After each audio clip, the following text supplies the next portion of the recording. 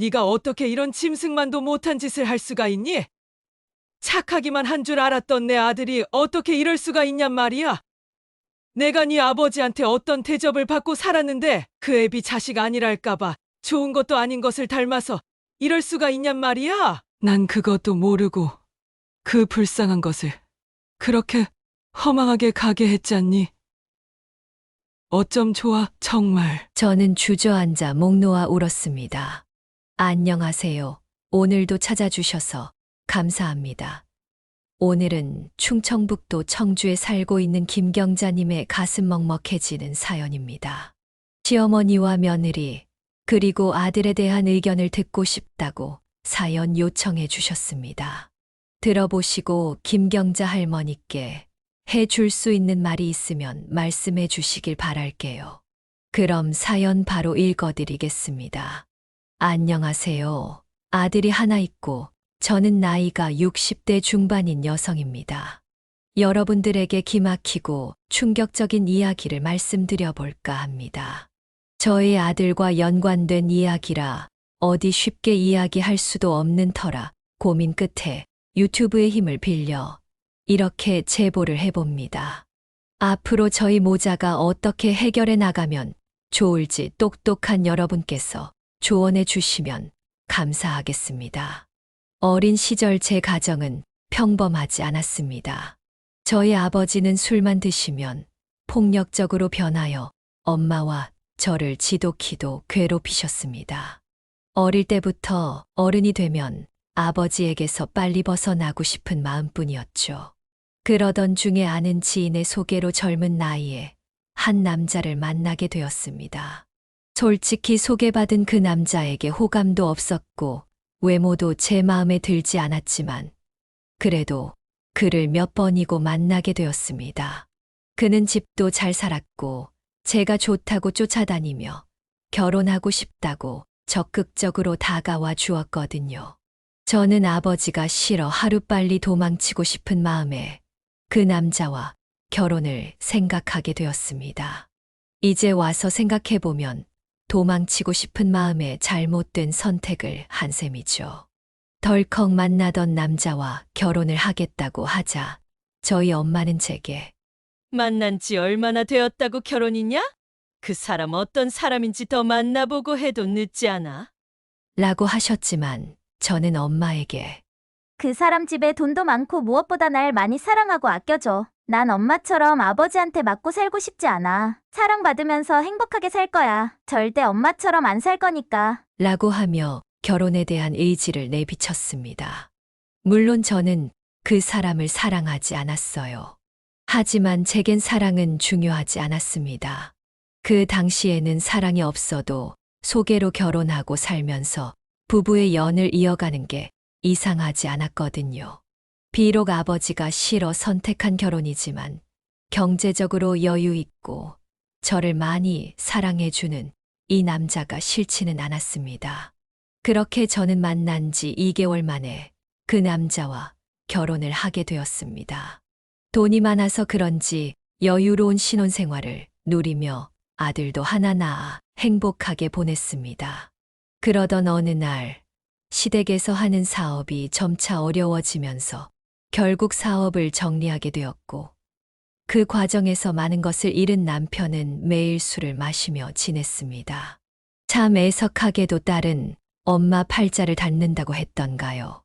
남편도 술만 마시면 아버지처럼 폭력적으로 변하여 손찌검을 했고 어느 날은 아들에게도 손을 휘둘렀습니다. 나중에는 재수 없는 저를 만나 자신이 이렇게 되었다며 보란듯이 불륜녀를 데려와 당당하게 이혼을 요구하더군요. 내가 어쩌다 너 같은 걸 만나서 재수 없는 걸 집에 들였더니 그러니 내 인생이 이렇게 망가진 거지. 이제 너란 년 꼴도 보기 싫으니까 내 인생에서 꺼져버려. 남편의 저런 행동에 저도 여자로서 참 괴로웠습니다. 그래도 전 그런 못난 남편이라도 포기할 수 없었어요. 바로 소중한 우리 아들 때문이었습니다. 제 아들은 아빠 없는 자식으로 키우기 싫어 버티고 또 버텼지요. 결혼 전 엄마에게 난 엄마처럼 살지 않는다고 큰 소리 쳤는데 결국 저도 엄마와 같은 길을 걸어가고 있더군요. 저희 엄마도 그렇게 살기 싫으셨겠죠. 그럼에도 불구하고 그 모진 길을 걸으신 이유는 바로 저 때문이라는 것을 제 아들을 통해 알 수 있었습니다. 하지만 전 엄마처럼 오래 버티지 못했습니다. 나날이 심해지는 남편의 폭력과 폭언에 결국 이혼에 합의해 주었고, 저를 닮아 꼴보기 싫다는 아들과 같이 그 집에서 쫓겨나오듯 나오게 되었습니다. 그 뒤로 저는 아들과 둘이서 함께 살게 되었습니다. 하지만 앞이 참 막막했습니다. 여자 혼자 자식 키우는 게 쉽나요? 그렇지만 저만 보고 있는 아들을 위해서라도 힘든 일 마다하지 않고 닥치는 대로 일하며 키웠습니다. 아들이 사춘기에 접어들면서 질 나쁜 아이들과 어울리며 방황도 하였지만 저는 아들을 이해했습니다. 아빠 없이 자라게 하여 미안했고, 먹고 살아야 했기 때문에 아빠의 빈자리뿐 아니라 엄마의 빈자리도 많이 느꼈을 불쌍한 아들이 작은 사고를 칠 때마다 모두 다 제 잘못인 것 같아 가슴이 무너져 내렸습니다. 그래도 전 아들을 포기할 수 없어 눈물로 설득하며 노력하였고, 제 마음이 통했는지 아들은 조금씩 친구들과 멀어지더니 고등학교 1학년 때부터 공부도 열심히 하더군요. 서울은 아니지만 수도권 대학을 졸업하여 중소기업에 취직도 했습니다. 2년가량을 열심히 다니더니 그곳에서 일하는 격리 아가씨와 결혼을 하고 싶다고 하더군요. 처음 우리 며느리가 인사 온 날이 아직도 생생합니다. 단정하게 차려입은 옷과 수수한 화장, 환하게 웃으며 인사하던 모습을요. 어머니, 처음 인사드립니다. 두영 씨 여자친구예요. 목소리도 어찌나 예쁘던지 저는 그런 며느리가 처음부터 참 마음에 들었습니다. 어서 와요. 오느라 힘들었죠? 배고플 텐데 얼른 들어와서 식사해요. 함께 식사를 마치고 과일을 먹으며 이야기를 할 때 우리 아들이 왜 좋은지 물어봤어요. 그러자 며느리는 어머니께서 홀로 두영 씨를 키우셨다고 들었어요. 두영 씨는 그런 어머니께 효도해야 한다며 참 성실하게 일하더라고요. 요즘 사람답지 않게 착하고 책임감 있는 모습이 좋았어요. 두영 씨 가정사를 듣고 안쓰러워했던 적도 있었는데 그런 내색 없이 열심히 사는 모습이 멋지더라고요. 라고 웃으며 말하는데 주책 맞게 며느리 앞에서 눈물을 보였습니다. 부모의 빈자리를 많이 느끼고 컸을 우리 아들에 대한 미안함과 또 그런 아들을 보듬어주는 며느리에게 고마워서요. 그렇게 전 얼굴만큼이나 고운 마음을 가진 며느리를 가족으로 받아들이기로 생각하였습니다. 결혼하기 며칠 전 아들을 불러 결혼 준비에 대해 이야기하던 중 아들에게 몇 가지 당부를 하였죠. 사실 아들이 어릴 때 이혼한 터라 아들은 왜 제가 남편과 이혼한 것인지 대략만 알고 있었고, 좋은 일도 아니었기에 저도 말을 아꼈습니다. 우리 아들이 결혼을 앞두고 있는 모습을 보니 그동안의 세월이 주마등처럼 스쳐 지나갔습니다. 우리 아들이 이제 다 커서 결혼을 하다니 엄마는 정말 대견하고 고마운 마음뿐이었습니다. 아들아, 결혼 후에는 아내를 소중하게 대해줘야 해. 그래야 너도 존중받고 화목하게 지낼 수 있을 거야. 엄마는 아버지와 이혼을 했지만 너는 행복하게 잘 살았으면 좋겠어. 내가 아버지처럼 술 먹고 행패 부리는 모습을 닮지 않아서 참 다행이야. 엄마의 당부에 아들은 의젓하게 대답했다. 엄마 걱정하지 마세요. 절대 아버지처럼 살지 않을 거예요. 행복하게 잘 지낼 테니 걱정 마세요. 그렇게 아들과 며느리는 조촐한 결혼식을 올리고 가까운 곳에 신혼집을 꾸렸습니다. 없는 살림에 큰 돈은 아니었지만 엄마는 모아둔 돈을 아들에게 건네주며 신혼집에 보탰다. 아들은 엄마가 혼자 사는 게 걱정되었는지 가까운 거리에 신혼집을 얻었고, 며느리와 함께 자주 왕래하며 엄마를 챙겨주려고 했습니다. 며느리가 얼마나 살갑게 구는지 정말 고맙더라고요. 결혼 준비 당시 며느리는 어릴 적 부모님을 잃고 혼자 자랐다고 했습니다. 그래서 그런지 저를 엄마처럼 생각해 주는 것 같았다. 저도 딸 하나 생긴 듯 가슴으로 며느리를 품으며 제 딸처럼 소중하게 생각했다. 그러니 행복은 저절로 따라오더군요. 하지만 그 행복은 오래가지 않았어요. 1년쯤 지났을 때 며느리의 얼굴이 조금씩 변해가기 시작했죠.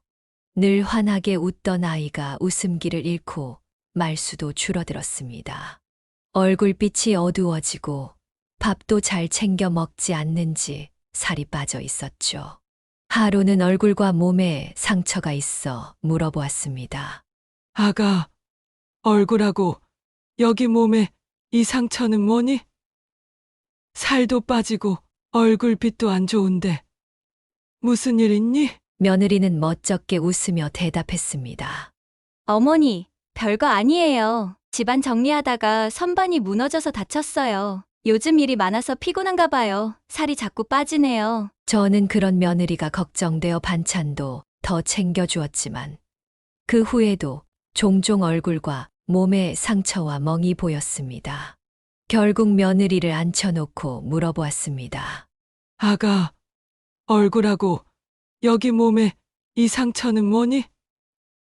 살도 빠지고 얼굴빛도 안 좋은데 무슨 일 있니? 제가 걱정스러운 마음에 물었습니다. 며느리는 멋쩍게 웃으며 대답했습니다. 어머니, 별거 아니에요. 퇴근하고 돌아오는 길에 발을 헛디뎌서 계단에서 크게 넘어졌어요. 그리고 요즘 회사 일이 많아져서 창고 정리도 하거든요. 그래서 멍도 들고 상처도 생겨요. 걱정하지 마세요. 금방 나아요. 저는 그런 며느리를 안심시키려 했습니다. 며느리는 저를 안심시키려 했지만 여전히 걱정스러웠습니다. 며느리는 저를 친엄마처럼 생각하며 의지한다고 했습니다. 어머니를 친엄마처럼 생각해요. 하늘에서 저희 엄마가 어머니를 선물로 보내주셨나 봐요. 며느리는 제 손을 꼭 잡으며 말했습니다. 저는 그런 며느리를 따스하게 손을 잡아주었습니다. 하지만 아무리 일이 힘들어도 며느리의 상태는 나아지지 않았습니다. 저는 아들에게 이야기했습니다. 아들, 요즘 새하기 힘든 거 알고 있지? 얼굴도 반쪽이고 몸도 말라가고 걱정이다. 저러니 임신이 잘 안 되는 거 아닌지 걱정돼. 일이 저렇게 힘들어 사람이 변해가는데 굳이 일을 계속 다녀야 하니? 아들은 크게 동요하지 않았습니다. 엄마, 일이 힘들지 않은 게 어디 있어요? 힘들다고 일 그만두면 혼자 돈 벌어야 되는데. 나도 힘들어. 둘이 버는 게 훨씬 낫지. 아기도 천천히 가지기로 했어. 돈 좀 더 모으고. 저는 그런 아들에게 말했습니다. 둘이 같이 벌면 돈이 더 빨리 모이고 좋지만 저러다 내 마누라 참는 거 아닌지 싶다. 너가 힘들겠지만 당분간은 잘 챙겨줘라. 서로 의지하는 게 부부 아니니? 그러나 아들은 큰 신경을 쓰지 않았습니다. 저는 며느리와 아들을 위해 반찬도 만들어주고 건강식품도 사주었습니다. 하지만 며느리의 상태는 좋아지지 않았습니다. 결국 며느리는 일을 그만두고 집에서 쉬게 되었습니다. 저는 일을 그만두고 푹 쉬면서 몸을 회복하길 바랐습니다. 그러나 며느리의 상태는 나아지지 않았습니다. 며느리는 점점 집에서 나오지 않았고 걱정스러운 마음에 제가 직접 며느리를 찾아가기로 했습니다. 며느리와 아들이 좋아하는 반찬 6가지를 챙겨 며느리 집으로 갔습니다. 초인종을 누르고 기다렸습니다. 어느 날 며느리 집을 찾아갔지만 문을 열어주지 않았습니다. 걱정이 되어 비밀번호를 치고 들어가니 집안은 깜깜하고 며느리는 안방에서 창밖만 멍하니 바라보고 있었습니다. 아니, 집에 있으면서 왜 문도 안 열어주고 불도 안 켜고 뭐 하고 있는 거니? 제가 물었지만 며느리는 저를 쳐다보지도 않았습니다. 며느리가 이상하다는 생각이 들었지만 몸 상태는 괜찮아 보였습니다. 며느리가 계속 말을 하지 않자 아들과 이야기를 나눠봐야겠다고 생각했습니다. 퇴근하고 집에 올 아들을 기다리다가 며느리가 저를 보며 말했습니다. 저 괜찮으니 이만 집에 가보세요. 그이 오늘 야근이라 늦게 올 거예요. 며느리의 말에 따라 집으로 돌아왔지만 며느리가 저를 불편해하고 빨리 가라고 하는 것 같아 마음이 불편했습니다. 그 뒤로도 자주 찾아갔지만 며느리는 항상 깜깜한 방 안에서 혼자 멍하니 있거나 잠만 자고 있었습니다. 저는 며느리가 얼마나 힘들까 걱정했지만 그것이 우울증이라는 것을 몰랐습니다. 나중에 며느리가 우울증이라는 것을 알게 되었을 때 저는 너무나 후회스러웠습니다. 제가 더 신경 쓰고 도와주었더라면 며느리를 지킬 수 있었을까요? 그저 집안일을 도와주는 것만으로는 부족했던 거죠. 아들과 이야기했지만 아들은 별거 아니라는 듯 넘어갔습니다. 나중에는 본인도 일에 치여 힘들다면서 그러면 며느리를 외면하고자 하였습니다. 가끔 며느리를 보는 저도 답답하고 걱정스러운데 매일 보는 아들은 오죽할까 싶어 제가 아들보다 더 신경을 쓰면 될 거로 생각했습니다. 그렇지만 이런 제 생각은 아주 큰 착오였습니다. 며느리는 우울증이 깊어졌고 결국 집에서 혼자 극단적인 선택을 했습니다. 그날도 여느 날과 다름없이 반찬을 챙겨주러 갔던 저는 깜깜한 방 안에서 며느리가 힘없이 쓰러져 있는 모습을 보고 주저앉았습니다. 방바닥에 흩어진 알약들과 며느리의 모습은 충격적이었습니다. 서둘러 병원으로 옮겼지만 며느리는 다시 눈을 뜨지 못했습니다. 그동안 무슨 그리 힘든 일이 많았는지 평온하게 눈을 감고 있었습니다. 며느리를 허망하게 보낸 후 저는 마음이 너무 힘들었습니다. 저도 이렇게 가슴이 아프고 괴로운데 우리 아들은 얼마나 더 힘들까 싶었습니다. 그러나 제 생각과는 달리 아들은 체념한 듯 덤덤해 보였습니다. 슬픔을 토해내지 못하는 아들의 모습이 더 안쓰럽게 느껴졌습니다. 아들과 함께 며느리의 장례를 치르고 아들 집에 있는 며느리의 물건을 정리할 때 저는 아들에게 말했습니다. 너는 괜히 새아가 물건 보면 더 힘들 테니 엄마가 대강 정리할게.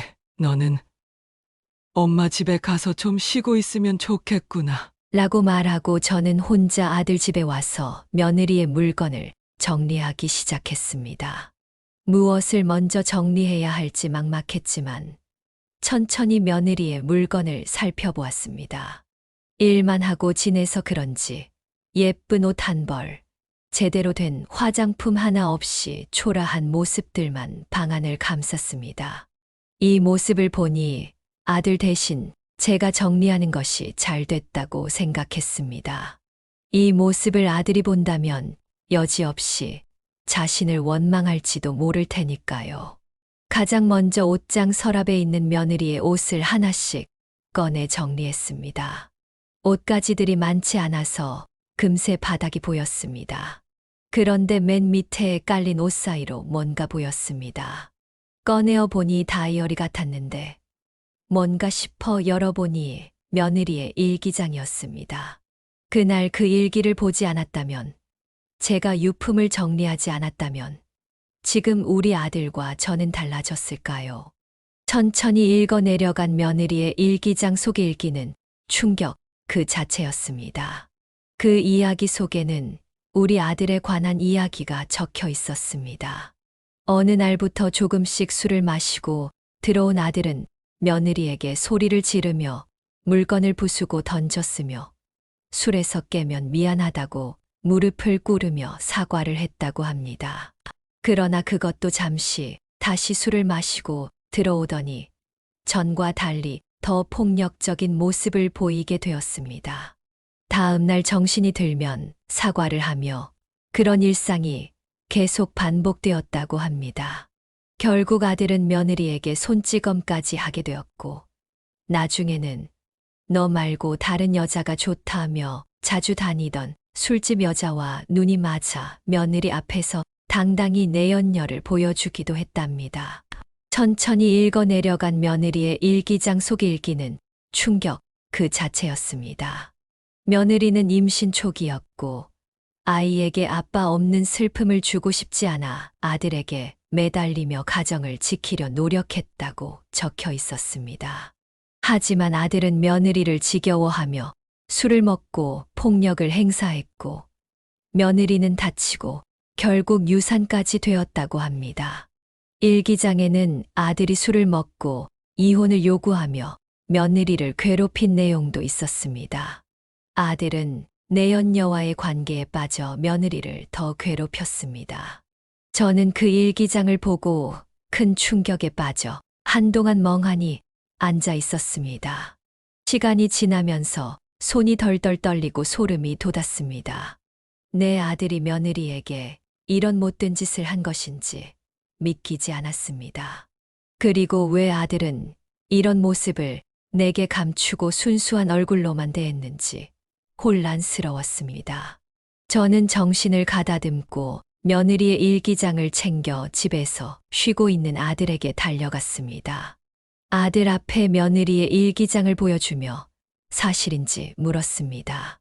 너 새아기가 쓴 일기장 속 이야기가 정말 사실이니? 아들은 일기장을 넘겨보며 읽어보더니 짜증 섞인 목소리로 낳게 아이씨, 라고 읊조렸습니다. 저는 그런 아들의 태도를 통해 일기장 속 이야기가 사실이라는 것을 알게 되었고 순간 아들에 대한 실망감과 분노가 섞여 처음으로 아들의 뺨을 때렸습니다. 네가 어떻게 이런 짐승만도 못한 짓을 할 수가 있니? 착하기만 한 줄 알았던 내 아들이 어떻게 이럴 수가 있냔 말이야. 내가 네 아버지한테 어떤 대접을 받고 살았는데 그 애비 자식 아니랄까봐 좋은 것도 아닌 것을 닮아서 이럴 수가 있냔 말이야. 난 그것도 모르고 그 불쌍한 것을 그렇게 허망하게 가게 했잖니. 어쩜 좋아, 정말. 저는 주저앉아 목 놓아 울었습니다. 조금 진정이 되었을 때 저는 아들을 경찰에 신고했습니다. 정신이 들고 마음이 차분해지자 며느리가 스스로 목숨을 끊었는지 의심스러웠고 설사 스스로 목숨을 끊었다고 해도 홀로 죽음을 맞이하게 내몰아간 것은 제 아들이니까요. 또 며느리 뱃속의 아이까지 떠나게 한 아들이 사람처럼 보이지 않았습니다. 저는 며느리가 써놓은 다이어리 속일기를 증거로 경찰에게 다시 수사해달라고 요청했습니다. 전 그동안 제 아들이 성실하고 착한 아이일 거라고 생각한 바보 천치였습니다. 남편 복은 없어도 자식 복은 있다고 생각하며 잘 자라준 아들을 대견스럽게 여겼는데 그게 전부 거짓이었다니. 참 자기 아버지의 모습을 똑같이 빼닮은 아들이 그저 원망스러웠습니다. 그리고 그 모진 시간을 견딘 며느리가 같은 여자로서 불쌍하게만 느껴졌습니다.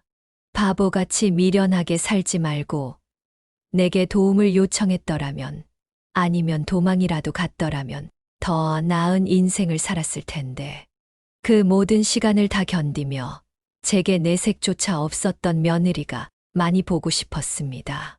어쩌면 며느리는 제게 여러 번 도움을 요청했을지도 모릅니다. 제가 그런 며느리를 외면한 거라 생각하니 스스로가 참 용서가 안 되는군요. 그렇게 한없이 착하고 외로웠던 며느리를 더 살펴보고 신경 썼더라면 이런 일이 오지 않았을 터라는 죄책감이 듭니다.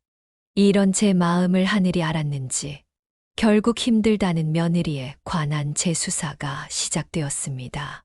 아들은 저를 원망했습니다. 엄마라는 사람이 어떻게 나를 의심해? 내가 술 먹고 좀 때렸다고 날 살인범으로 생각하는 거야? 인생 살기 싫어서 지가 스스로 간 것을 왜 내 탓을 해? 라고 제게 악을 썼습니다. 수사를 제대로 해봐야 알겠지만 만약 아들이 그런 짓을 한 게 아니더라도 저는 아들을 신고한 것을 후회하지 않습니다. 사람을 꼭 죽여야만 잘못한 게 아니잖아요. 한 사람을 죽음의 길로 떠민 것도 잘못 아니겠습니까? 저도 앞으로 평생을 며느리에게 속죄하며 살겠지만 못난 아들도 제 잘못을 뉘우쳤으면 좋겠습니다. 여러분, 제가 자식을 신고했다는 이야기를 들으시면 비난하실지 모르겠습니다. 하지만 저는 어미로서 한없이 못난 제 자식이지만 잘못한 것은 바로잡아주고 싶었습니다. 아들이 저지른 일들에 대해 며느리에게 머리를 조아리며 죄를 빌고 수사 결과를 기다렸습니다. 수사 결과, 아들이 며느리를 죽였다는 직접 증거는 나오지 않았습니다. 그러나 그간의 협박과 폭행, 그리고 임신한 아내를 폭행하여 일어난 유산에 대한 죄가 인정되어 실형을 받게 되었습니다. 초범인 점을 고려하여 오랜 시간 교도소에 있지는 않겠지만 아들이 자신의 죄를 뉘우치고 죗값을 치르게 되니 한편으로는 마음이 아프지만 이 기회로 다시 새 사람으로 태어나길 바랍니다. 아들은 여전히 저를 원망하며 면회를 거부하고 있습니다. 그래도 저는 예전처럼 아들을 계속 설득하고 보듬어 주려고 합니다. 이런 제 마음을 알고 아들도 깊이 반성하지 않을까 생각됩니다. 여러분, 어쩌면 제가 더 현명하게 아들을 다시 가르칠 수 있을까요? 여러분의 조언을 부탁드립니다. 긴 글 들어주셔서 감사합니다. 여기까지가 김경자 할머니의 사연인데요. 여러분은 어떻게 들으셨나요? 며느리를 향한 절절한 한 시어머니의 사연이었습니다. 여러분이 어떻게 느끼실지 정말 궁금합니다. 정말 아들과 지내면서 며느리가 이상한지 눈치를 늦게 채신 것도 안타깝고요. 여러분의 생각은 어떠신가요? 같이 댓글로 의견 나누어 보았으면 합니다. 그럼 다음 사연에서 뵙겠습니다.